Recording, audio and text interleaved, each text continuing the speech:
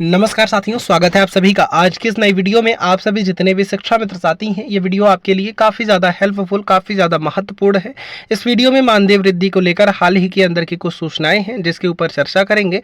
सभी साथी वीडियो को पूरा देखें। चैनल को अभी तक आपने सब्सक्राइब नहीं किया है, सब्सक्राइब भी कर लें। अब चलते हैं अपडेट। आप नगर में चले जाइए, टूटी खुली हुई है, पानी बहता रहता है, सरकार का धन जाना जा रहा है, लेकिन कम से कम अपने पुराने कर्मचारियों को दुर्भाग्य देखिए सर कि मैं पुलिस रेगुलेशन अधिनियम से बना हूं। प्रशासनिक भर्ती में जितने भी अधिकारी है प्रशासनिक, चाहे वो पुलिस विभाग का हो, चाहे वो रेलवे सुरक्षा समिति का हो, कोई भी हो, उसमें चौकीदारों का एक रेगुलेशन बंधा हुआ है। लेकिन ना हमको संविदा में मान रही है, ना हमको राज्य कर्मचारी में मान रही है। हमें क्या मांग रही है सरकार, ये आज तक हमको समझ में नहीं आया कि क्या कारण है।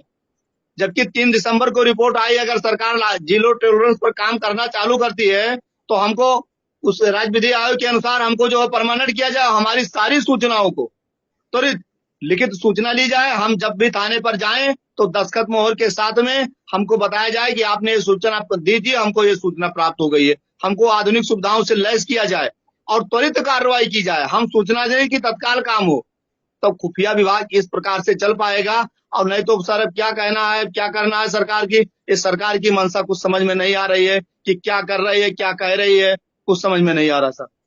एक नहीं कई बार चुनावी वादा किया गया, बार बार माननीय रक्षा मंत्री जो वर्तमान है राजनाथ सिंह जी, अमित शाह जी, प्रधानमंत्री, मुख्यमंत्री लोक भवन में स्वयं कहा उन्होंने कि आपका वेतन बहुत अल्प है और चौकीदार नाम आपका सही नहीं है। मैं ग्राम प्रहरी कर रहा हूँ, 1,000 रुपए वेतन दे रहा हूँ और मैं आपके लिए नया कानून बना करके और आपको समुचित जो है सम्मान मुहैया कराऊंगा। सर दाढ़ी पक गई है, बुजुर्ग अब चौथेपन में आ गए, समझ लीजिए सर।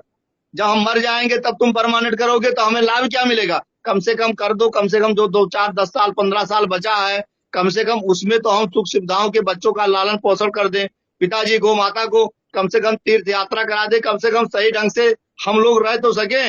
लेकिन ना हम मुर्दा में है ना जिंदा में। सर ये स्थिति है ग्राम प्रहरियों के साथ में। बिल्कुल ठीक कहते हैं।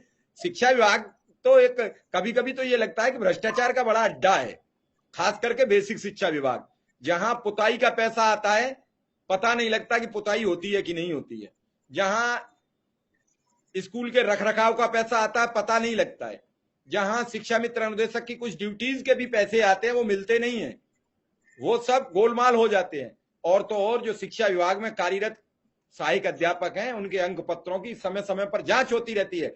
पिछली बार तो एक मैनपुरी में एक ऐसा शिक्षक महिला पकड़ी गई थी जो 3 जगह से वेतन ले रही थी। आखिर ये जांचें कब होंगी, कब तक ये चलेगा?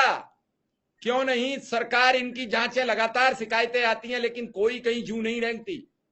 और एक बार इन अंक पत्र और मार्कशीट का सत्यापन तो सरकार को करा लेना चाहिए। सरकार का तो 1 मिनट का काम है, उसके पास तो सभी औजार साधन मजबूत हैं, 2 मिनट में तैयार हो जाएगी। लेकिन एक सिंडिकेट हावी होता है हर विभाग में, और वो सिंडिकेट कब तक चलता है इसे किसी को पता नहीं होता है। सिंडिकेट अपने हिसाब से काम करता है। सिंडिकेट का काम होता है कि एक सरकार को हम पूरी रूपरेखा तैयार कर देंगे, और सिंडिकेट के चलते मध्य प्रदेश में व्यापम जैसा घोटाला आज तक नहीं खुला, जिसमें सैकड़ों की तादाद में लोग जो उसकी निरीक्षण और उसके लिए काम करने गए वो जिंदा नहीं बचे आज तक। एक पत्रकार तो अखबार नवीस था, वो तो खबर लिखने गया आज तक का, उसका यही पता नहीं लगा वो मरा कैसे। ना आज तक चैनल ने जांच कराई, ना आज तक मुख्यमंत्री ने जांच करा के बताया कि वो पत्रकार क्यों मारा गया। आपको हम ये बता रहे हैं कि हम सब कुछ सह लेंगे, लेकिन हम अपने ही अधिकारों की चर्चा नहीं करेंगे।